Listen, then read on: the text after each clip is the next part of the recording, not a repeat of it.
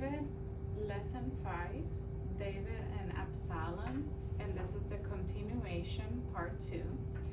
The messengers made their way to David's camp to give him the important message from Hushai. Cross over the water quickly, they advised David. David and his company heeded the message, and with boats or bargers, they all crossed safely to the other side. David and his troops reached safety, and David there divided his soldiers into 3 groups. One group was led by Joab, another led by Abishai, and Ittai led the third. David planned to go with them to battle, but these men would not hear it. They do not care about us, they are only after you, they said. It would be better for you to stay in the city. King David agreed to do as they said. He stood by the gate as all the troops passed out of the city to go to battle. David carefully told the 3 captains, Joab, Abishai, and Ittai, deal gently for my sake with Absalom. David spoke so that everyone heard what he said. The soldiers went out to the forest of Ephraim to meet and to do battle with Absalom's men. As the battle began, David's men had God's help and easily defeated Absalom's soldiers. Many who were not killed by the sword perished in the forest by falling into deep ravines or becoming trapped in bogs. It was a great day of victory for David's men. As Absalom was riding on his mule, he met some of David's soldiers. Seeing David's men, he rode under a large oak tree, and his thick head of hair got caught in the branches of the tree and pulled him off his mule.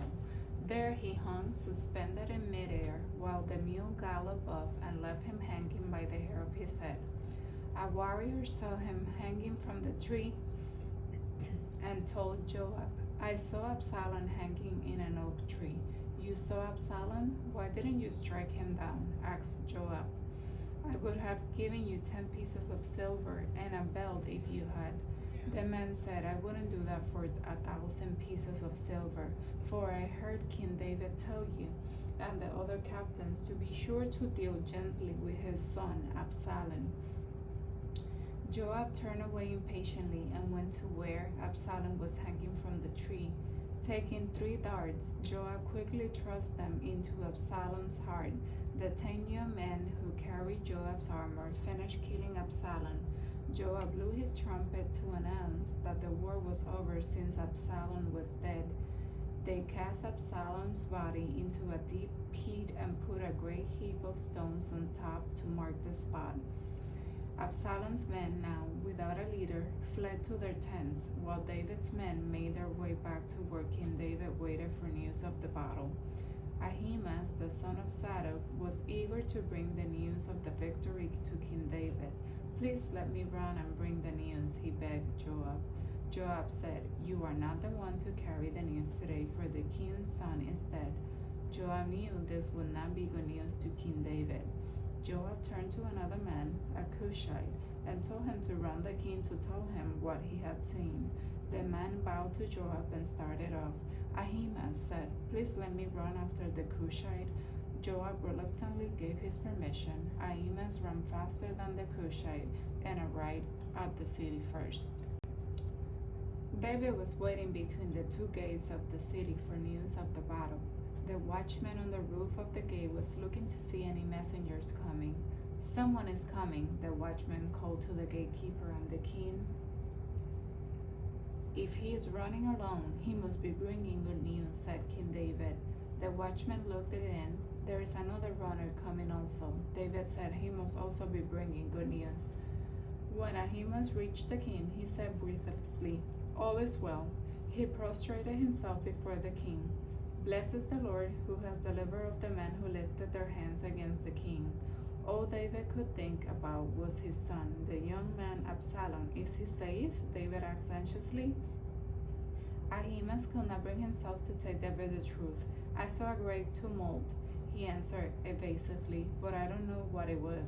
The Cushite then arrived. There is good news for the king, he said, for the Lord God has freed you from those who rose up against you. Eagerly, King David asked again, Is said, "Well, with the young man Absalom, let all your enemies, O king, be as that young man," answered the Cushite. David knew that those words meant Absalom was dead. Heartbroken, he went up to the room above the gate and wept loudly.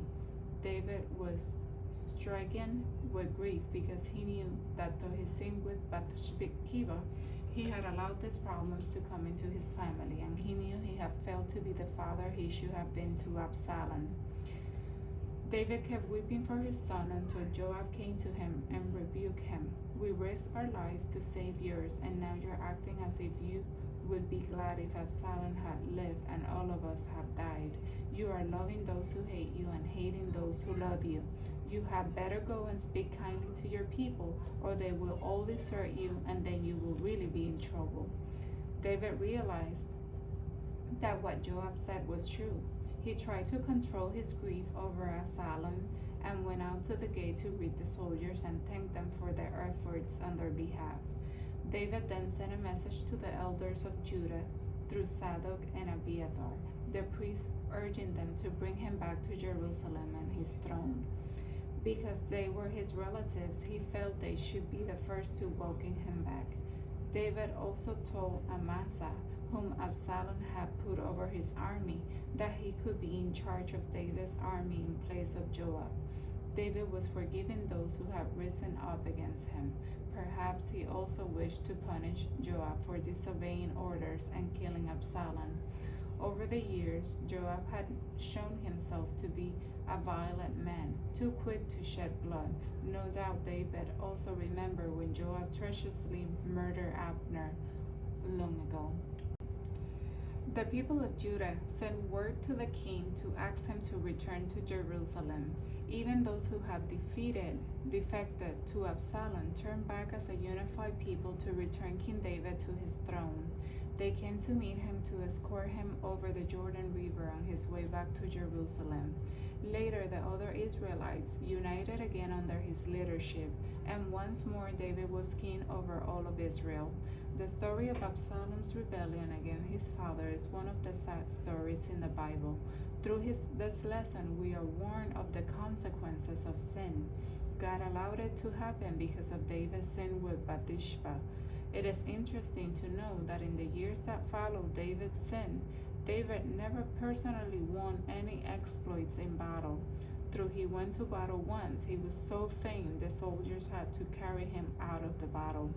Thus, in David's later life, Israel's victories were won by others, not by David. The great events of David's life all occur before David sinned with Bathsheba, not after it.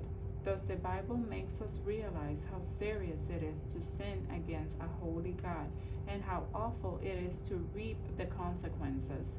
We need to ask God to keep us true to Him and to help us resist temptations that lead to tragic consequences.